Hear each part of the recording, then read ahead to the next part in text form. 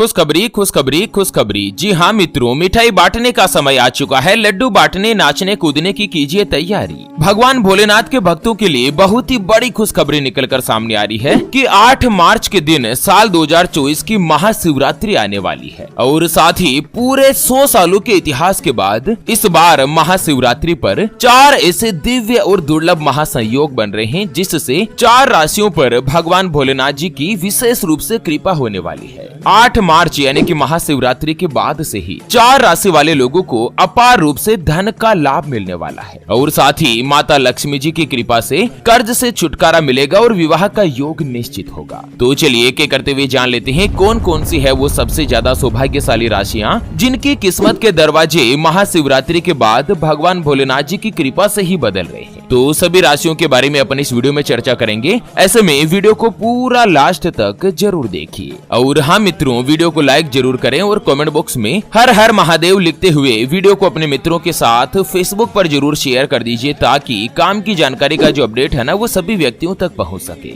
ओम नमः शिवाय, जय श्री कृष्णा, जय श्री राधे। मित्रों, हर साल फाल्गुन महीने के कृष्ण पक्ष की चतुर्दशी तिथि के दिन महाशिवरात्रि का पर्व मनाया जाता है। इस बार 2024 में 8 मार्च शुक्रवार के दिन महाशिवरात्रि है। साथ ही पूरे 100 सालों के इतिहास के बाद इस बार महाशिवरात्रि श्रवण नक्षत्र में मनाई जा रही है और सबसे बड़ा योग क्या बन रहा है कि शिवरात्रि के दिन शिव योग का निर्माण हो रहा है। साथ ही महाशिवरात्रि वाले दिन स्वार्थ सिद्धि योग और सिद्ध योग भी बन रहा है, जिससे शिवरात्रि का जो महत्व है वो कई गुना तक बढ़ चुका है और साथ ही शिवरात्रि की पूजा से शिव भक्तों की सभी मनोकामनाएं भी पूर्ण होने वाली है। तो चलिए एक एक करते हुए जान लेते हैं शिवरात्रि के बाद कौन कौन सी राशियों की किस्मत चमकने वाली है, किन राशियों में क्या क्या बदलाव होने जा रहा है। चलिए जान लेते हैं सबसे पहली जो भाग्यशाली राशि बनेगी उसके बारे में। उससे पहले आपको एक महत्वपूर्ण बात बताना चाहूंगा कि हिंदू सनातन धर्म में गाय यानी कि गौ माता में 33 कोटि देवी देवताओं के साथ ही साक्षात माता लक्ष्मी जी का वास माना गया है। चाहे वेद हो, पुराण हो, ज्योतिष शास्त्र हो या फिर भागवत गीता, सभी जगहों पर गौ माता की पूजा करने का विधान है। अक्सर जब भी हम घर से बाहर जाते हैं और देखते हैं ना कि यही गौ माता सड़क पर इधर उधर घूमती रहती है, भटकती रहती है और कई बार किसी बड़े वाहन की चपेट में आकर दुर्घटना का शिकार हो जाती है और मारी जाती है। इसके अलावा कई बार गौ माता खाने की तलाश में इधर उधर जाती है, कभी किसी मकान के बाहर तो कभी किसी दुकान के बाहर। कोई भला आदमी होता है, खाने के लिए कुछ दे देता है तो कई बार लोग इनको मारकर दुत्कार कर भगा देते हैं।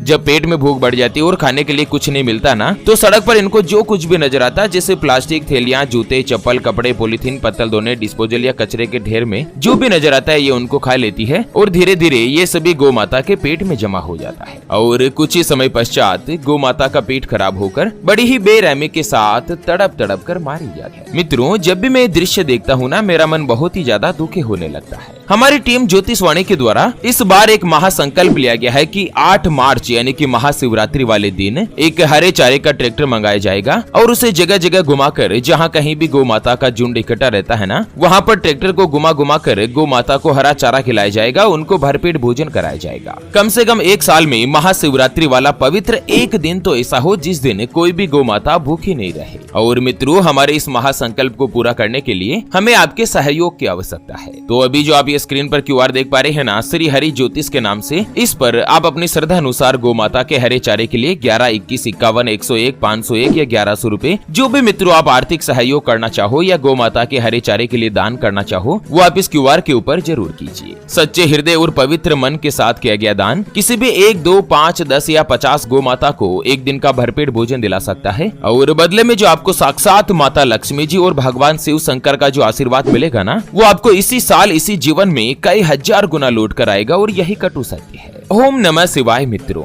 8 फरवरी 2024 के दिन इस बार महाशिवरात्रि पड़ रही है और महाशिवरात्रि के दिन सुबह 6:38 से लेकर रात को 8:32 पर शिवरात्रि की पूजा का अति उत्तम मुहूर्त बन रहा है। साथ ही इस दिन शिव योग और स्वार्थ सिद्धि योग बनने से पूजा का फल भी 100 गुना तक बढ़ गया है। चलिए जान लेते हैं महाशिवरात्रि के बाद सबसे पहली जो भाग्यशाली राशि बनेगी वो आती है मेष राशि, जिनके नाम का पहला अक्षर ला, ली, लू, ले, लो, ए, चू, चे और चो से शुरू होता है, उनकी मेष राशि होती है। महाशिवरात्रि के दिन जो महासंयोग बन रहा है ना, उससे मेष राशि वाले लोगों को 8 मार्च से ही विशेष रूप से लाभ होने की उम्मीद है। आपको करियर से जुड़े मामलों में अपार सफलता प्राप्त होगी। आप जो कुछ भी हासिल करने के लिए प्रयास करेंगे ना, उसमें आपको लाभ ही लाभ मिलेगा। धन के मामलों में जो भी आप फैसले लेंगे वो आपके लिए हित में हो सकते हैं। आपके परिवार के किसी भी सदस्य को इस वक्त नौकरी मिलने की बड़ी खुशखबरी मिल सकती है। आपका भाग्य पूरी तरीके से आपका साथ देगा। मेष राशि वाले लोगों की आर्थिक स्थिति मजबूत होगी। भगवान भोलेनाथ जी के आशीर्वाद से इनकम के नए नए साधन प्राप्त होंगे। दोस्तों, अभी तक भी वीडियो के नीचे कमेंट बॉक्स में ओम नमः शिवाय नहीं लिखा है तो फटाफट से वीडियो के नीचे कमेंट बॉक्स में लिखकर वीडियो को फेसबुक पर जरूर शेयर कर दीजिए, ताकि सभी व्यक्तियों तक यह काम का अपडेट जो पहुंच सके। जो भी मेष राशि वाले सरकारी नौकरी के लिए प्रयास कर रहे हैं या किसी अच्छी जगह पर करियर की कोशिश कर रहे हैं, महाशिवरात्रि पर जो सिद्ध योग का निर्माण हो रहा है ना, यह आप लोगों की किस्मत में बहुत ही बड़ा बदलाव करने वाला है। मेष राशि वाले लोगों के लिए उपाय बताया गया है कि महाशिवरात्रि के दिन अगर आपके नौकरी या व्यापार में किसी भी तरह की कोई भी परेशानी चल रही है या आप कर्ज से परेशान है,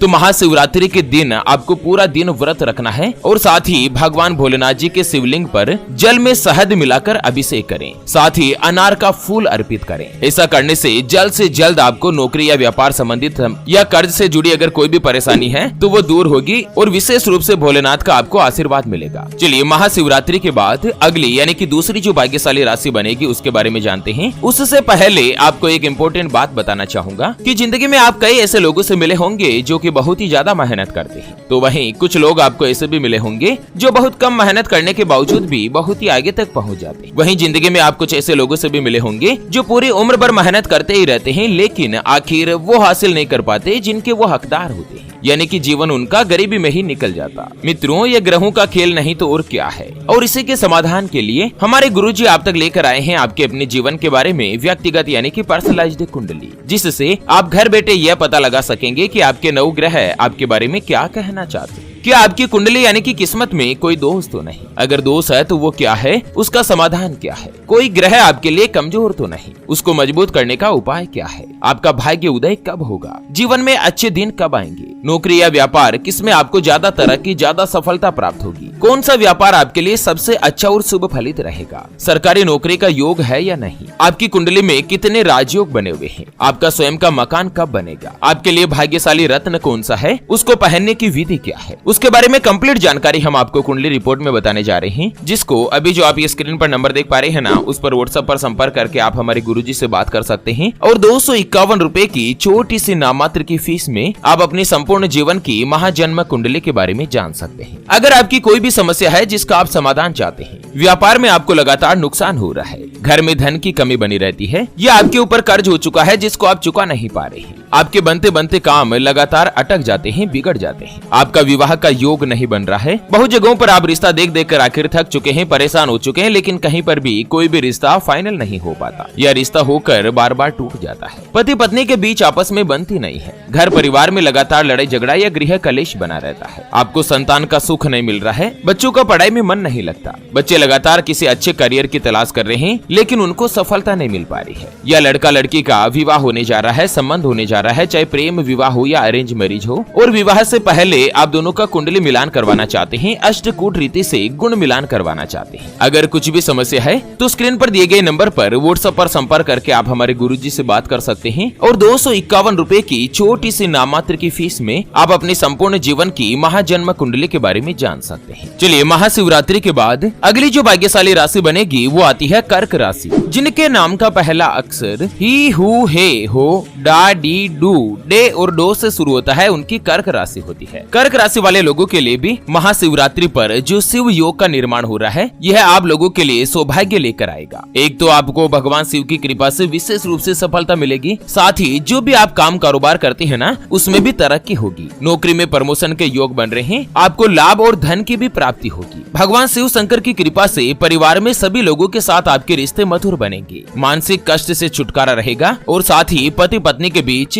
आपस में दाम्पत्य प्रेम विश्वास की भावना बनेगी और किस्मत का आपको साथ मिलेगा। शिव कृपा से इस वक्त आपको भवन, भूमि और वाहन तीनों का ही सुख मिल सकता है। संतान की तरफ से भी कोई शुभ समाचार हासिल होगा और साथ ही आप लोगों को उपाय बताया गया है कि महाशिवरात्रि पर जरूरत जरूरतमंद लोगों की मदद करें। इससे किसी भी प्रकार की कोई भी समस्या आ रही है तो उसका अंत होगा और साथ ही भोलेनाथ जी का दही से रुद्राभिषेक करने से भी संपत्ति में बढ़ोतरी होती है। मित्रों, ज्यादा से ज्यादा संख्या में वीडियो के नीचे कमेंट बॉक्स में हर हर महादेव जरूर लिखें और वीडियो को फेसबुक पर भी शेयर कर दीजिए ताकि सभी व्यक्तियों तक ये काम का अपडेट जो है वो पहुंच सके। चलिए जान लेते हैं शिवरात्रि के बाद अगली जो भाग्यशाली राशि बनेगी वो आती है तुला राशि। जिनके नाम का पहला अक्षर रा, री, रू, रे, रो, ता, ती, तू और ते से शुरू होता है, उनकी तुला राशि होती है। तुला राशि वाले लोगों के लिए भी महाशिवरात्रि बहुत ही महत्वपूर्ण होने वाली है। एक तो करियर से संबंधित आपकी कोई भी आर्थिक समस्याएं हैं तो वो दूर होगी, साथ ही आर्थिक मामलों में भी आपको धन का लाभ होगा। इस अवधि में आप अपनी प्रोफेशनल लाइफ से संबंधित जो भी फैसला लेंगे उसमें आपको लाभ मिलेगा। जो भी विद्यार्थी है तुला राशि वाले और लंबे समय से अगर आप सरकारी नौकरी या गवर्नमेंट एग्जाम की तैयारी कर रहे हैं ना, तो 8 मार्च के बाद आपको बड़ी खुशखबरी मिलने वाली है। इस साल विद्यार्थी वर्ग के लोगों को सरकारी नौकरी का लाभ मिलेगा, जीवन में आनंद बढ़ेगा और साथ ही परिवार के साथ ही आपका जो सामंजस्य है, कोऑर्डिनेशन है, वो बेहतर रहेगा। जीवन साथी की सलाह लेकर अगर कहीं पर भी धन का इन्वेस्टमेंट करेंगे तो भविष्य में वो आपको लाभ ही लाभ देगा। आपको उपाय बताया जाता है कि आप हर सोमवार के दिन शिवलिंग पर दूध और गंगा जल मिलाकर भगवान शिव शंकर का अभिषेक करें और साथ ही महाशिवरात्रि के दिन गाय माता को हरा चारा खिलाएं। इससे भोलेनाथ का विशेष रूप से आशीर्वाद रहेगा। चलिए अब बात कर लेते हैं महाशिवरात्रि पर कुछ ऐसे विशेष और दुर्लभ उपाय जिनको करके